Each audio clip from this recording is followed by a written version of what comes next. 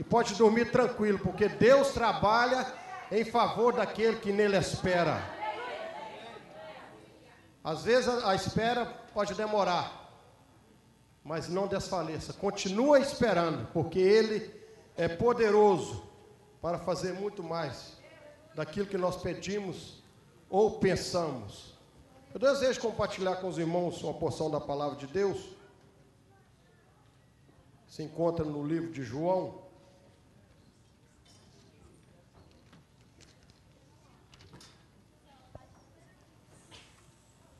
Livro do evangelista João,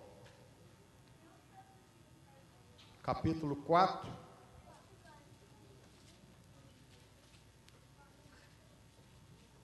Se você quiser fazer um exercício, se colocar de pé, fique à vontade, senão pode permanecer sentado. Algumas pessoas dizem, às vezes a gente tem esse hábito, até o meu já sempre falava isso, e não é verdade. Às vezes a gente diz, reverência à palavra de Deus. Na sua casa, quando você vai ler a Bíblia, você lê a Bíblia sentado ou em pé? Sentado, às vezes em pé, deitado. É importante é o seu coração, sua alma, seu espírito. Mas como um bom costume das igrejas Assembleia de Deus, nós colocamos em pé para lermos a palavra de Deus. Mas se você ficar sentado, isso não quer dizer que você está irreverente à palavra de Deus. Tá bom? João capítulo 4, nós vamos ler do versículo 1 até o versículo de número 30. É um texto bem conhecido, mas cada vez que nós lemos a palavra de Deus, ela fala conosco. Sempre que nós lemos a palavra de Deus, você às vezes lê um versículo, uma passagem, várias vezes, e todas as vezes que você lê, Deus ministra o seu coração de uma forma diferente. Às vezes você ouve um pregador, prega numa passagem, Deus fala com você, vem outro, prega naquela passagem, Deus fala com você de uma maneira totalmente diferente, porque Deus é Ele que é o dono da palavra. Todos encontraram? João capítulo 4, a partir do versículo 1. Eu gostaria de te dar para você alguns segundinhos. Você trouxe celular? Quem trouxe celular aqui? Pode levantar a mão. Quem trouxe celular? Pode. Checa aí para ver se ele está ligado. Desliga ele, por favor. Senão alguém pode te chamar na hora da mensagem e você vai perder a bênção. Nem deixa na vibração, porque às vezes vai vibrar. Não, pode ser um trabalho e você corre para o banheiro para atender. Já perdeu a bênção. Tá bom? Está desligado o celular? Diz assim a palavra do Senhor. E quando o Senhor veio a saber que os fariseus tinham ouvido que Jesus fazia e batizava mais discípulos do que João, ainda que Jesus mesmo não batizava, mas os seus discípulos, deixou a Judéia e foi outra vez para a Galiléia. E era necessário passar por Samaria. Foi, pois, a uma cidade de Samaria, chamada Sicar, junto da herdade que Jacó tinha dado a seu filho José. E estava ali a fonte de Jacó. Jesus, pois, cansado do caminho, ou da viagem, assentou-se junto da fonte. Era isso quase a hora sexta. Veio uma mulher de Samaria tirar água. Disse-lhe Jesus: dá-me de beber. Porque os seus discípulos tinham ido comprar comida. Tinham ido à cidade comprar comida. Disse-lhe, pois, a mulher samaritana: como sendo tu judeu, me pedes de beber a mim, que sou mulher samaritana? Porque os judeus não se comunicam com os samaritanos? Respondeu Jesus e disse-lhe: se tu conheceras o dom de Deus, E quem é o que te diz, dá-me de beber? Tu lhe pedirias, e ele te daria água viva. Disse-lhe então a mulher: Senhor, tu não tens com que atirar, e o poço é fundo. Onde, pois, tens a água viva? És tu maior do que Jacó, o nosso pai, que nos deu o poço, bebendo ele próprio e os seus filhos e o seu gado?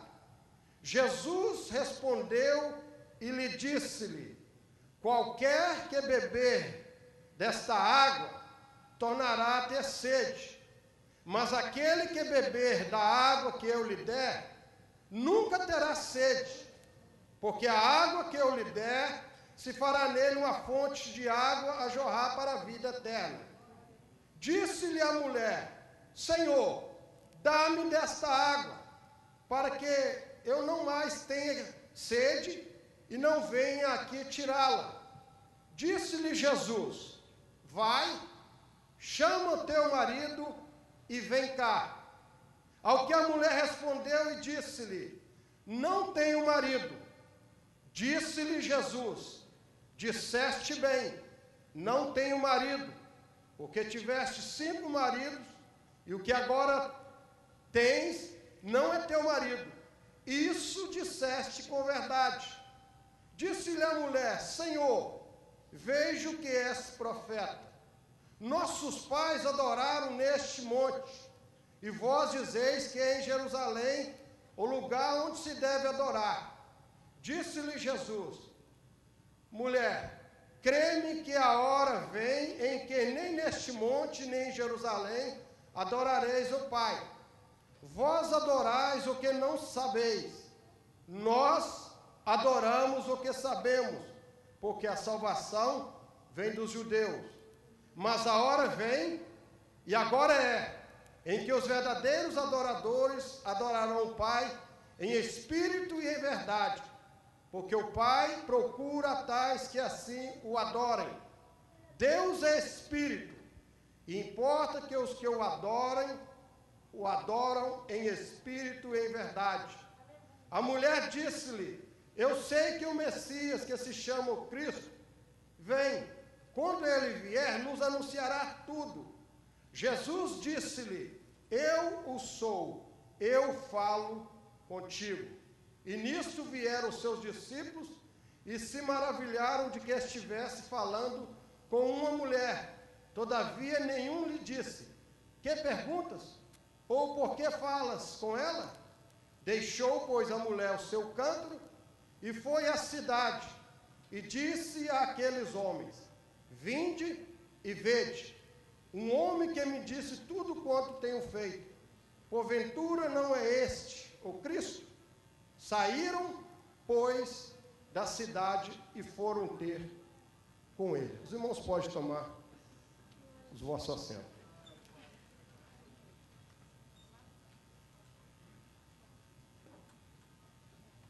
Se nós fôssemos dar um título a essa mensagem, um dos títulos que nós poderíamos dar seria a grande descoberta, ou o poder regenerador do Espírito Santo. Antes de nós entrarmos nesses versículos que nós lemos, deixa eu só dizer algo para os irmãos. Se você for ler o livro de João, logo no início, no capítulo 2, nós vemos o milagre que Jesus operou em Caná da Galileia. João diz que Jesus, ele fez muitos sinais, ou muitos prodígios, que não estão escritos no livro, neste livro. É lógico que aí nós temos uma figura de linguagem. Os irmãos são todos estudiosos, os irmãos conhecem que aqui João usa uma hipérbole, ou seja, um exagero. João diz que se todos os sinais, se todos os prodígios que Jesus operou fosse registrado, ele diz que cuidaria que o mundo todo não conteria os livros. E João diz assim: mas estes foram escritos para que creiais que Jesus Cristo é o Filho de Deus, e crendo nele tenhais a vida eterna. Se você for ler os outros evangelhos ou os sinóticos, você vai ver que João difere muito de Mateus, de Marcos e de Lucas. Mateus, Marcos e Lucas, às vezes, tomam muito tempo em relatar, né, no caso de Mateus, a genealogia de Jesus, outros os milagres de Jesus, os feitos de Jesus, mas João, ele foi preciso, ele diz, né, que esses milagres que ele enumerou neste livro, foi para que vocês creiam que Jesus Cristo é o Filho de Deus e crendo nele tenhais a vida eterna. Então João diz que Jesus principiou os seus milagres em Caná da Galileia, transformando água em vinho. Depois nós vamos no capítulo 3, nós vemos aquele diálogo, aquela conversa com Nicodemos, que Nicodemos foi ter com Jesus à noite. A Bíblia não fala por que Nicodemos foi ter com Jesus à noite. Quem sabe trabalhava o dia todo, o único tempo que lhe sobrava era à noite. Outros dizem que Nicodemos tinha vergonha e foi escondido por causa do sinédrio. Mas a Bíblia não diz, nós podemos deduzir, por indução, que Nicodemos foi ter com Jesus de noite, quem sabe por causa do trabalho, ou quem sabe com vergonha ou medo dos fariseus, da classe que ele pertencia. É agora que no capítulo 4 nós vemos Jesus dialogando com uma mulher. E nós lemos, você percebeu, certos versículos, certas palavras, que João deixa escrito, mas eu gostaria de falar bem rápido sobre Samaria. Samaria foi edificada por On, rei de Israel. Recebeu este nome também de Seme, proprietário da colina onde foi edificada. Isso está em 1 Reis, capítulo 16. Era a residência dos reis de Israel. Foi também a habitação de Eliseu. Está em 2 Reis 2:25. Eliseu habitava em Samaria. Sofreu severamente com a fome. Está em 2 Reis, capítulo 6, a partir do versículo 25. Ela também ela também recebeu abundância sobre essa fome tremenda, quando o profeta Eliseu profetizou que as janelas do céu iam se abrir e Deus ia dar comida para o povo, ao ponto de um oficial dizer que nem se Deus abrisse a janela do céu, era impossível acontecer este milagre. Eliseu disse, você vai ver com seus próprios olhos, porém você não vai participar da bênção. E a Bíblia diz que quando aconteceu aquele milagre, aquele oficial foi atropelado e morreu sem participar da bênção, porque duvidou da palavra do homem de Deus. Quem era o povo de Samaria? Qual era a característica do povo de Samaria? Era um povo orgulhoso, arrogante, corrupto, iníquo, idólatra.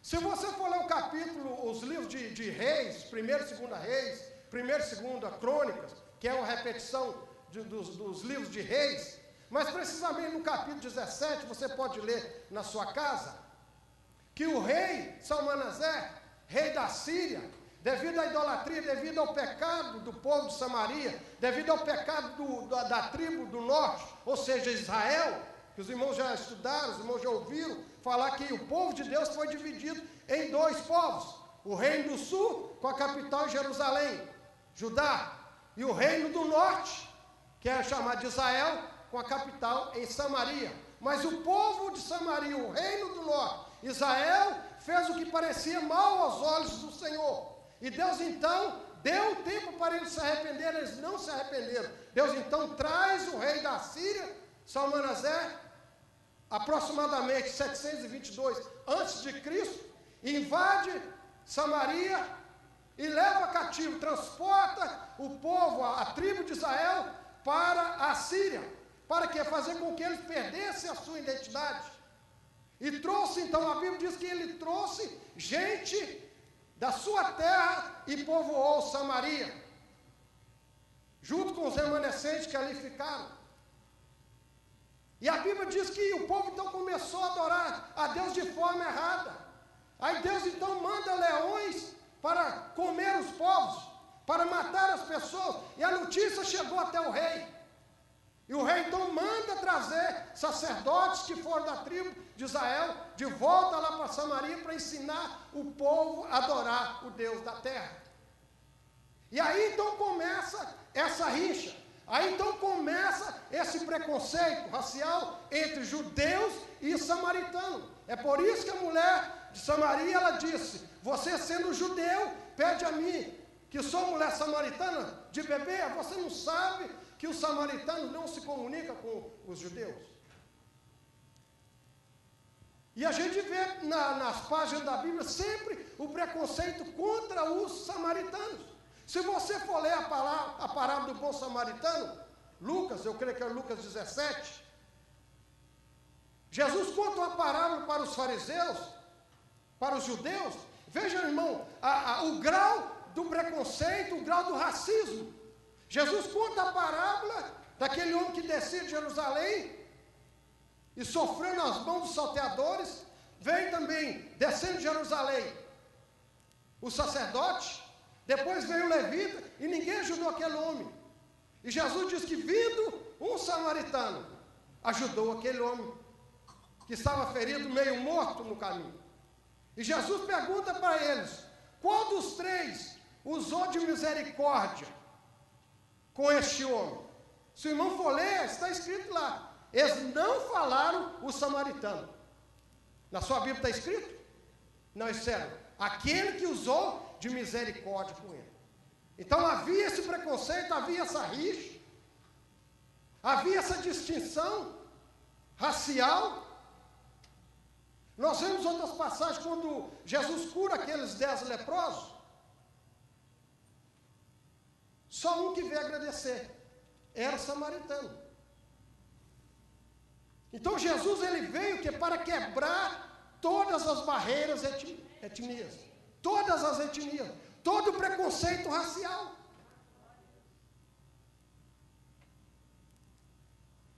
Então João começa a dizer que Jesus estava fazendo mais discípulos. Os fariseus ouviram que Jesus, o seu grupo estava crescendo. Então Jesus, para evitar um confronto direto com eles, porque ainda não estava na hora dele manifestar o seu ministério, a Bíblia diz que Jesus se retirou e ia para Galileia. E João diz que era necessário passar por Galileia. Eu não pesquisei, irmão Edson deu aula de geografia, ele pode nos falar. Era necessário passar por Samaria ou tinha outro caminho? Havia outro caminho? Havia outro caminho. Agora, então, por que João diz que era necessário passar por Samaria? Irmãos, voltando um pouco aqui, até entre os discípulos havia o preconceito racial. Lembra-se quando Jesus queria passar pela aldeia dos samaritanos? Eles não deixaram. João e Tiago, que depois foi chamado filho de trovão, Vajona disse: Senhor, só quer que nós mandamos descer fogo do céu, como Elias fez e consome tudo? Jesus já, você não sabe de qual espírito sois. Havia aquele preconceito. Agora João diz que é necessário Jesus passar por Samaria, porque Jesus sabia que lá em Samaria, naquela cidade chamada Sicar, havia uma mulher que precisava de transformação na sua vida. E Jesus também está passando nesta noite. Ele conhece a sua vida e o seu coração. João foi bem enfático, que ele diz que próximo à 6ª hora, ou seja, das 9 até o meio-dia era a 6ª hora, aproximadamente ao meio-dia. E essa mulher chega ali sozinha. A Bíblia não diz quantas vezes ela ia naquele poço buscar água. Quem sabe várias vezes. Mas João diz que ela foi à hora 6ª. Ou seja, aproximadamente meio-dia. Quando o sol estava causticante. Quando o calor estava terrível. Aquela mulher foi ali buscar água. Você que veio do interior, cidade pequena, como eu vim, não tem vergonha de falar isso. Jamais eu esqueço de onde eu saí. Eu lembro que a minha mãe ia buscar água na mina. E as mulheres iam pela manhã ou então de tarde. Para buscar água e para colocar os assuntos em dia. E às vezes eu ficava ali brincando, no ribeirão que tinha próximo, e escutando elas pondo os assuntos em dias. Mas João diz que essa mulher foi na hora sexta, meio-dia. Não tinha ninguém ali. Quem sabe ela era uma mulher, dando-nos a entender que ela era uma mulher indesejável. Ninguém queria ter contato com ela. Ninguém queria ter afinidade com ela. Quem sabe você está aqui nessa noite, se encontra na mesma situação dessa mulher. Se sente rejeitado. Se sente uma pessoa indesejável. Jesus sabia que aquela hora ia chegar uma mulher ali que ela precisava de algo profundo. Aleluia. E Jesus então chega ali. E aqui prova mais uma vez a humanidade de Jesus. Se alguém dizer para você que Jesus não pecou porque ele era Deus, é mentira. Aqui prova a humanidade de Jesus. Jesus foi 100% homem e 100% Deus. A Bíblia diz que Jesus estava com sede e cansado. E com fome ainda. Que João diz que os discípulos foram na cidade comprar alimentos. E aqui que é lindo, irmãos, porque eu me identifico com essa mulher. Não sei se você se identifica com essa mulher. Imagine se os discípulos estivessem ali, teria atrapalhado. Teria atrapalhado o milagre.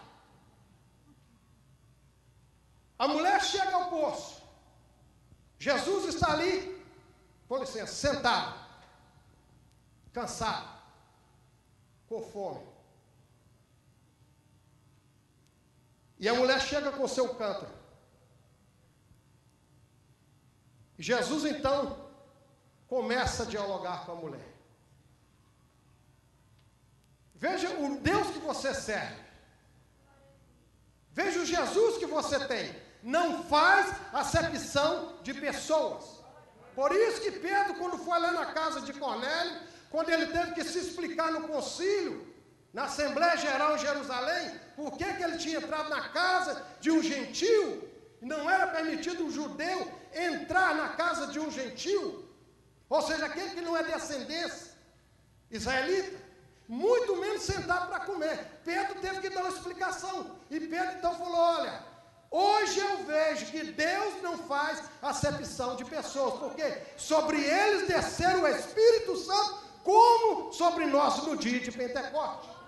Então, se você tem sido uma pessoa rejeitada, sabe que Jesus te ama muito. O samaritano era considerado a ruína da nação. Era considerada a escória da sociedade. Mas Jesus veio para quebrar todas essas barreiras. Aleluia.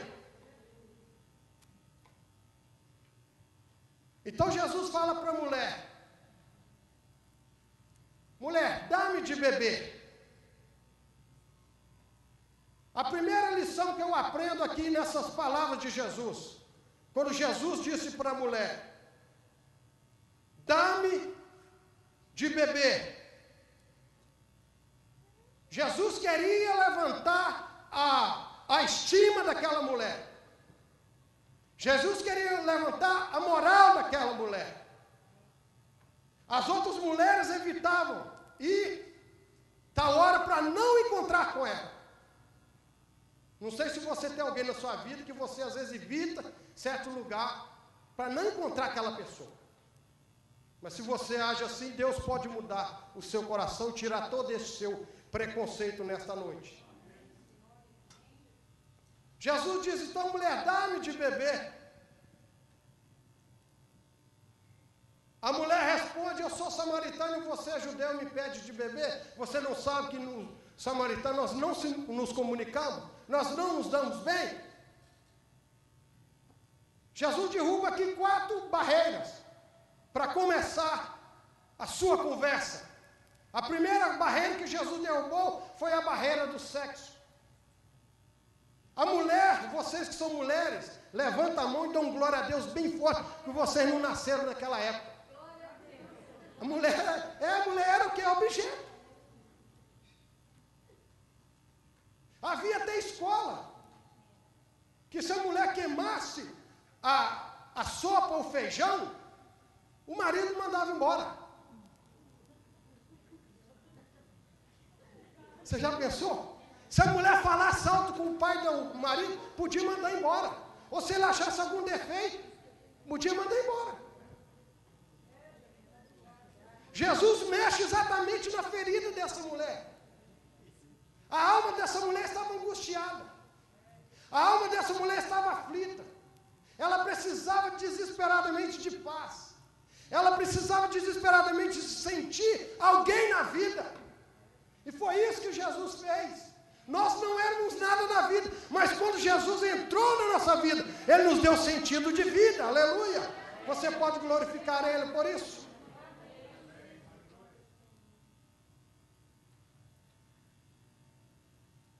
Outra barreira que Jesus derrubou foi a barreira da nacionalidade. A outra barreira que Jesus derrubou foi a barreira da moral ou do caráter. Só de Jesus pedir água para aquela mulher, sendo ele judeu, ela sabia que jamais os rabinos daquela época ia se chegar a uma mulher da sua qualidade. Mas Jesus não olhou para a circunstância. Jesus não olhou para as adversidades. Irmãos, imagine você aí na rua, ou aqui no Brasil, falando às vezes com uma mulher de rua, uma mulher que vende o seu corpo. Como que você vai ser olhado pela sociedade? Como que você vai ser olhado pela igreja? Vai ter alguém que vai te caluniar. Olha, eu vi fulano de tal conversando e tal. E às vezes vai pensar coisa ruim. Mas Jesus não estava nem aí. Quando os discípulos chegaram, eles ficaram admirados porque Jesus estava falando com uma mulher. Então Jesus queria resgatar o valor da mulher.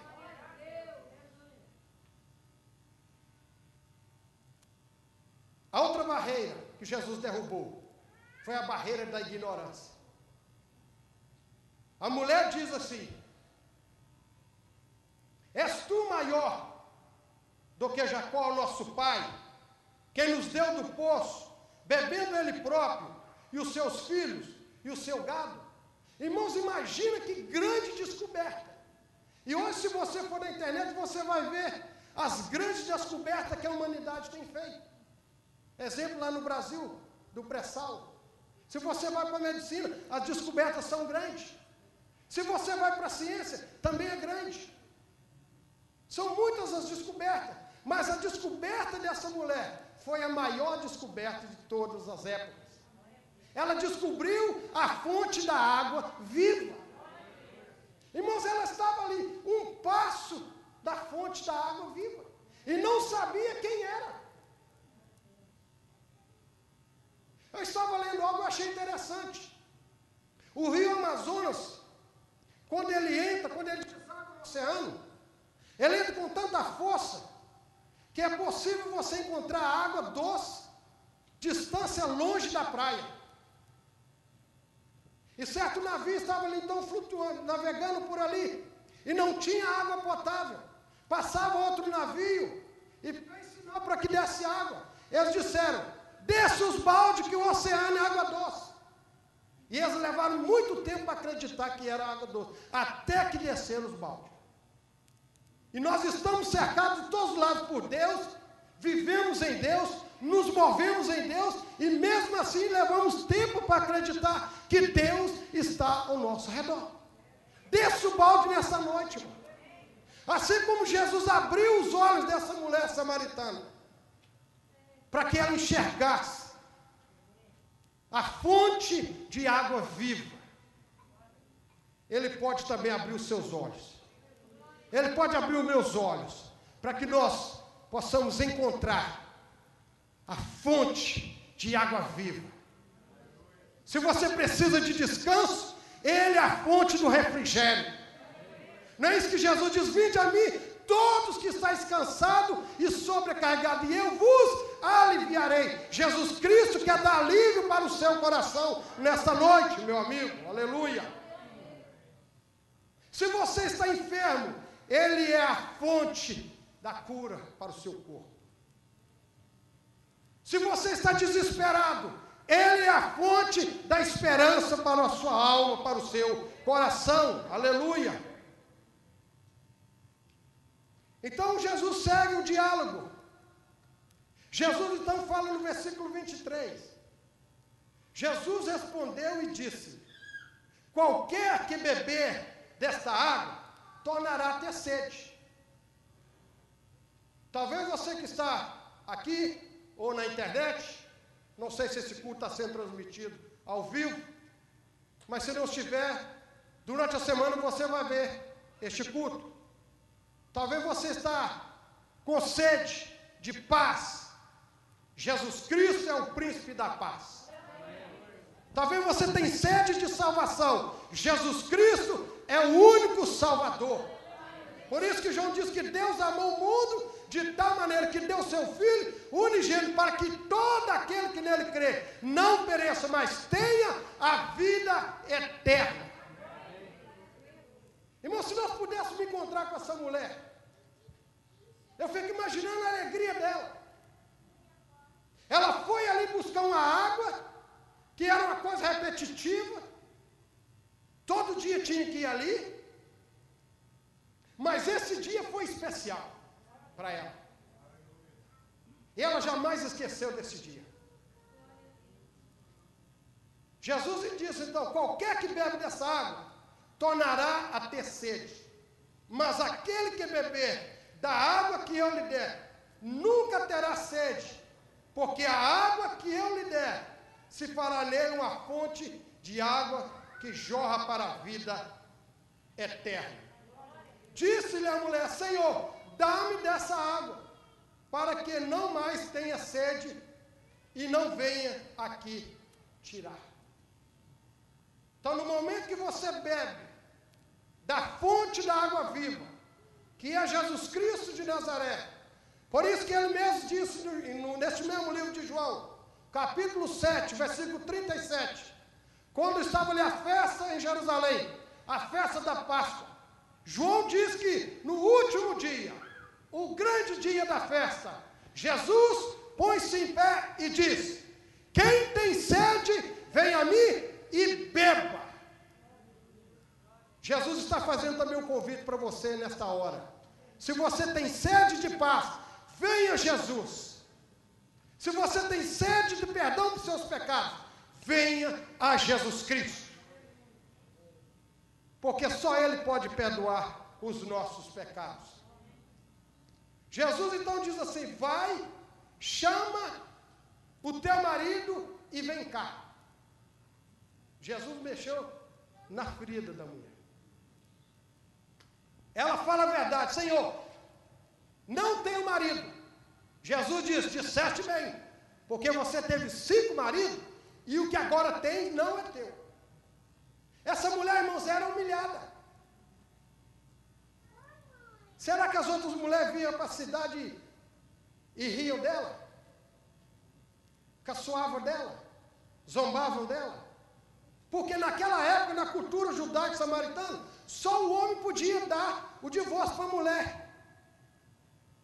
Por isso que Jesus diz: aquele que repudiar, dá-lhe carta de divórcio. Porque se não desse carta de divórcio, a mulher, pela lei, não podia casar. Ou ela tinha que voltar para casa dos seus pais, ou então tinha que ir prostituir, ia viver, passar fome. Quem sabe essa mulher estava vivendo com este homem, o seu companheiro, para não passar fome, ou para não voltar para a casa dos pais. Jesus Cristo mexeu exatamente na sua ferida, mas quando Jesus mexe, a Bíblia diz que Deus faz a ferida, mas Ele também liga, Ele cura, aleluia. Ela precisava encarar o seu passado. Ela tinha sido humilhada publicamente 5 vezes. E Jesus então aparece ali para resgatar a moral daquela mulher, para resgatar a sua personalidade. Irmãos, é por isso que o Evangelho, Paulo fala que o Evangelho, ele não se envergonhava do Evangelho, porque o Evangelho é poder de Deus, é um dinamite, irmão. Quando o Evangelho entra, ele muda o assassino, ele muda o ladrão, ele muda o assaltante, ele muda a prostituta, ele muda o homossexual, ele muda o ser humano, porque é poder de Deus. Por isso que Jesus disse que ele veio para os doentes, porque os mas sim os doentes. Jesus então resgatou a moral dessa mulher. E Jesus segue dizendo: vai então, chama o teu marido. A mulher não queria encarar o passado. Se você for perceber, no versículo 20, ela já muda de assunto. Ela diz assim: nossos pais, Senhor, eu vejo que tu és profeta. No versículo 20 ela diz: nossos pais adoraram neste monte. Se você for ler Deuteronômio, eu creio que é o capítulo 7, fala lá dos dois montes. O monte Gerizim é o monte que Moisés ia impetrar as bênçãos. O monte Ebal era o monte da maldição. E os samaritanos fizeram então um templo neste monte Gerizim. E a mulher diz então: olha, vocês dizem que é em Jerusalém que se deve adorar. Nós adoramos neste monte. Afinal, onde é o lugar certo para adorar? Jesus então dá a resposta para a mulher, diz: mulher, crê que vem a hora que nem neste monte, nem em Jerusalém, adorareis o Pai. Ou seja, para você adorar a Deus, não depende do local onde você está, irmão. Você pode adorar a Deus na igreja, você pode adorar a Deus na sua casa, você pode adorar a Deus no seu trabalho, você pode adorar a Deus no seu carro, você pode adorar a Deus limpando a casa onde você trabalha, vecando. Você pode adorar a Deus aonde você estiver. Deus, ele não está limitado à nação. Deus não está limitado ao local. O nosso Deus é um Deus transcendente. Aleluia. Então Jesus diz: ó mulher, nem neste monte, nem em Jerusalém, vós adorais o que não sabeis. Jesus queria abrir os olhos dessa mulher para uma grande verdade. Em outras palavras, Jesus está dizendo para ela: ó, vocês estão adorando um Deus pensando que é o Deus verdadeiro, mas não é o Deus verdadeiro. Vocês estão adorando quem não sabe. Nós adoramos quem sabemos. Tem muitas pessoas que estão divididas. Ele quer adorar a Deus e quer adorar o mundo. Deus não aceita, irmãos, a divisão. Deus não aceita 50%, 80%, não. Deus quer por completo. Então Jesus diz assim, ó: mas a hora vem, e agora é, em que os verdadeiros adoradores adorarão o Pai em espírito e em verdade. Lembra que eu falei sobre a característica do povo de Samaria, que era um povo idólatra? Se você for ler os livros de Reis, você vai ficar abismado com a idolatria do povo de Deus, principalmente Jeroboão, filho de Nebate. O que o camarada fez, Deus colocou ele no trono, e ele, com medo da tribo ir para Jerusalém para adorar, fez bezerro de ouro e diz aqui, ó: que tal Deus que tirou você do Egito? E o povo passou a adorar aquilo. Era um povo idólatra. Então Jesus queria abrir os olhos da mulher. Olha, você está achando que está adorando o Deus verdadeiro, mas não está. O Deus verdadeiro é adorado em espírito e em verdade. A verdadeira adoração é matéria de atitudes certas e não lugar certo. Foi por isso que eu disse que você pode adorar a Deus aonde você estiver. Vai da sua atitude.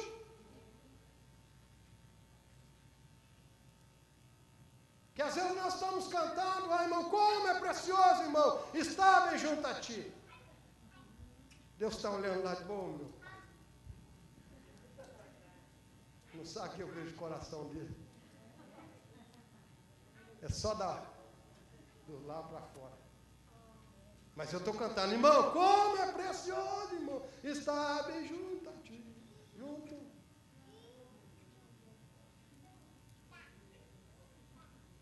Então, adoração é matéria de atitude e não de lugar certo.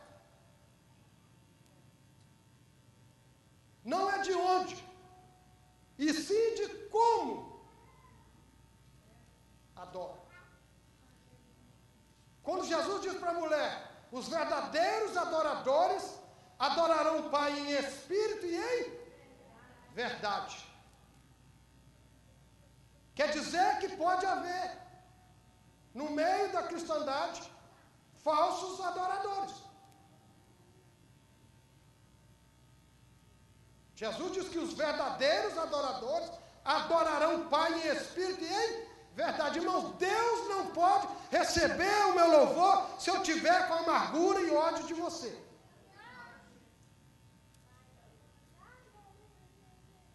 E às vezes nós cantamos sobre o perdão, pregamos sobre o perdão, mas o nosso coração está cheio de amargura. Não perdoa o pastor João, ele vai ver. Ele fez comigo, deixa ele comigo. Deixa o meu tio comigo. Quando eu pegar de morra abaixo, eu acabo com ele. E aí eu subo cá para cima para cantar. Para pregar. Será que Deus está recebendo essa minha adoração? Será que Deus está recebendo o meu culto? Por isso que o apóstolo Paulo, irmão, falou para os crentes de Roma. No capítulo 12, verso 1. Rogo-vos, pois, irmãos. Em outras palavras, pelo amor de Deus. Eu imploro com vocês, irmãos, que apresenteis os vossos corpos em sacrifício vivo, santo e agradável a Deus, que é o vosso culto racional, ou seja, o vosso culto inteligente, para que experimenteis qual seja a boa, perfeita e agradável vontade de Deus. Deus é Espírito. Deus não está limitado a um local. Os irmãos acham que o nosso Deus está limitado ao local? O nosso Deus não está limitado aqui às 4 paredes. Eu não estou dizendo que você não deve vir à igreja adorar, não é isso. Não distorça as minhas palavras. Mas Deus não está limitado a essas 4 paredes. Aonde você estiver, aonde você clamar, aonde você pedir, aonde você gritar por socorro, Ele vai ao seu encontro. Lembra-se do profeta Jonas? Aonde é que ele orou? No ventre do peixe. E Deus ouviu a oração de Jonas. Teve misericórdia dele. Então Deus não está limitado a um local. Deus não se identifica somente com uma nação. A Bíblia diz que Jesus veio para os que eram seus, para os judeus. Mas os seus o rejeitaram.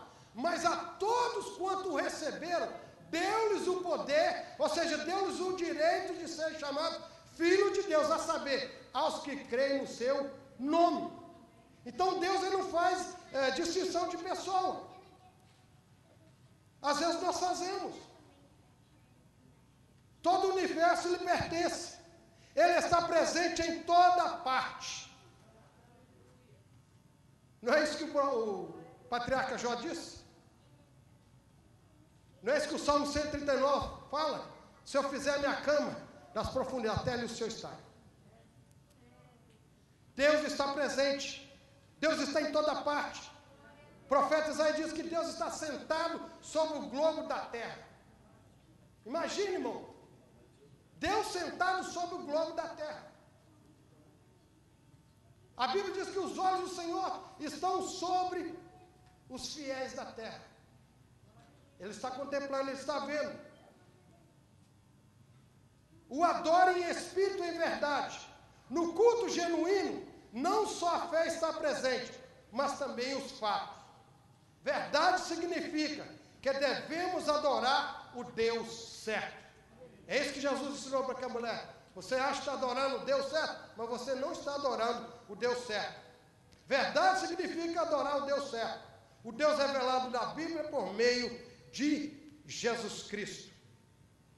Espírito significa que o culto verdadeiro exige mais que somente gestos exteriores. É um oferecimento interior de nós mesmos a Deus. Vou repetir. Adorar a Deus em espírito significa que o culto verdadeiro exige mais que gestos exteriores. É um oferecimento interior de nós mesmos a Deus. louvo a Deus pela vida do nosso pastor.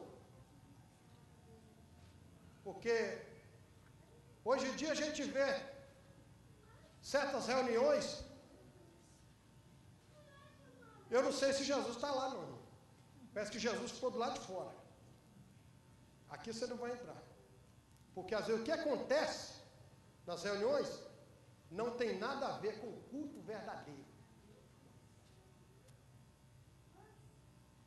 Com o culto verdadeiro. Pastor Manel, parabéns. Não deixe entrar aqui nessa igreja a tal da coreografia. Se tem alguém aqui que gosta, me perdoe, irmãos, mas eu não consigo ver mensagem nenhuma naquilo. Me desculpa. Às vezes parece mais a dança do vento. E por aí. Deus. Nós não precisamos, irmãos, de inovação.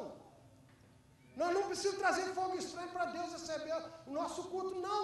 Deus é um Deus simples. Ele quer que nós o adoramos em espírito e em verdade. Em espírito e em verdade.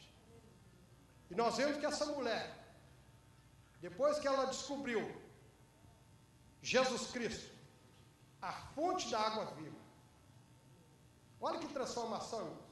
Olha que coisa maravilhosa. E eu não estou dizendo que você não deve estudar. Não distorça as minhas palavras, por favor. O mais ignorante é aquele que ama a ignorância. Se você tem chance de estudar, estuda. Mas se você não tem, nem por isso deixa de fazer a obra de Deus. A Bíblia diz que essa mulher largou o cântaro e saiu correndo em direção, ela não queria nem saber mais de água. A sede dela tinha acabado. Chegou na cidade, eu encontrei um homem que falou tudo a meu respeito. Será que nem é o Messias? E a Bíblia diz que toda a cidade foi ter com Jesus. Então, se você já bebeu dessa água viva, se você já participou dessa fonte, que é Jesus Cristo, então leve essa água para aqueles que estão sedentos neste mundo de miséria e de pecado. Curva sua cabeça, eu gostaria de orar por você. Você que precisa de paz, precisa de perdão, precisa de refrigério para a sua alma. Feche os seus olhos, curva a sua cabeça. Pai, nós te louvamos, nós te adoramos, na beleza da tua santidade. Senhor, muito obrigado pela tua palavra que foi ministrada. Ó Deus, como essa mulher de Samaria, que a tua palavra nem sequer dá o nome, assim como Jesus transformou a vida dela, meu Pai. Muitas pessoas, Senhor, nesta hora estão à beira da fonte, Senhor, à beira do poço, buscando, Senhor, felicidade, buscando, Senhor, paz, buscando satisfação nas drogas, Senhor, nas bebidas, no sexo ilícito. Estão cada vez mais, Senhor, se aprofundando no pecado, Senhor, e não encontram satisfação para a sua alma, para o seu espírito. Porque eles ainda não, ó Deus, experimentaram dessa água viva que é Jesus. Que o Senhor possa, Senhor, nesta hora, Pai, assim como o Senhor matou a sede espiritual daquela mulher, sacia também ó Deus, a sede espiritual deste homem, dessa mulher.